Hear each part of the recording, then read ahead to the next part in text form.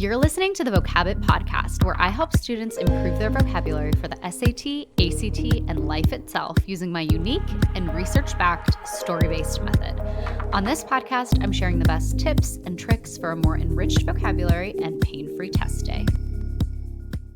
Hello, and welcome to episode 33 of the Vocabbett podcast. I'm Erica Abbott, a former English and history teacher, the author of the young adult novel Ahead of Her Time, and the founder of the eponymously named vocabulary company, Vocabbett. So, to be honest, I had a hard time nailing down this podcast because my brain was pulling me in 1,000 different directions. After writing the original podcast, some of the biggest school districts in the country announced that they're going online only for the fall, and that's going to have a ripple effect on the rest of the country. I think it's fair to say the winds are blowing in the direction of more virtual schooling for the fall, and I've already spoken about how I'd like to see more creative solutions happening. It can be kind of demoralizing to be so subject to the ups and downs of the virus and not have any control over what's going on. So I want to share something today that you can do to come out of this time smarter than ever.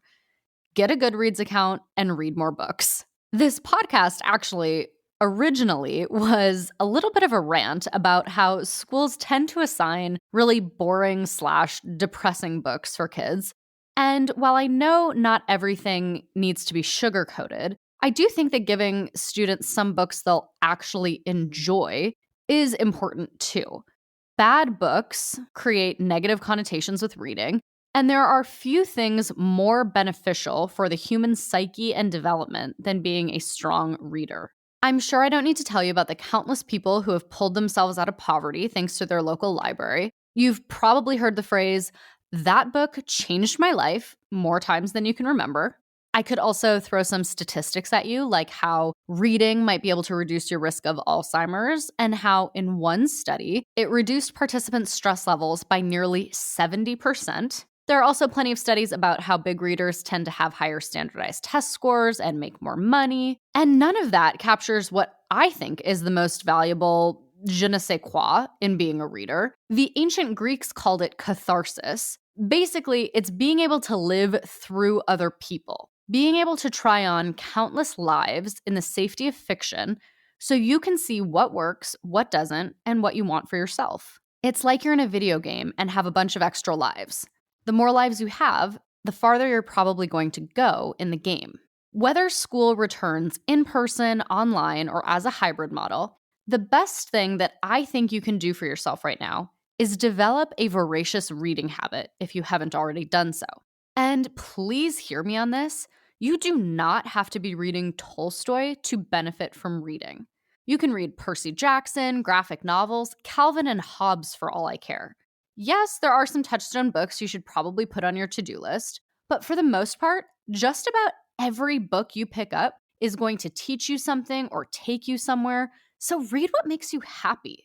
Some of my favorite books, as you probably know, are the Vicky Bliss and Amelia Peabody series by Elizabeth Peters. When I was in high school, I also loved the Georgia Nicholson series by Louise Renison.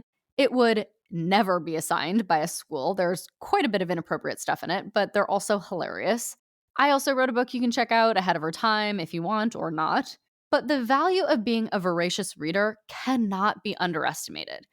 And no matter what the people in charge decide about next year, the best way to inoculate yourself against all of the indecision, to make sure that you come out of this time stronger than ever, is to develop a strong reading habit. That's what I think, at least. I mentioned Goodreads earlier, and it's a tool that you can use to help you with this. This is not sponsored in any way. I'm not being paid a penny by them. I just really like Goodreads. It's totally free, and it's like social media for books. You can follow people, see what they're reading, set goals for how many books you want to read, get honest reviews. I think it's cool because a lot of authors are also on it, so I can spy on my favorite authors and see what they're reading, and it gives me ideas. You can follow me and see what I'm reading if you want. It also, to be honest, gave me a lot more respect for my friends because I had no idea how much some of them are reading. Getting a Goodreads account, I think, is a great first step in helping you develop your new reading addiction.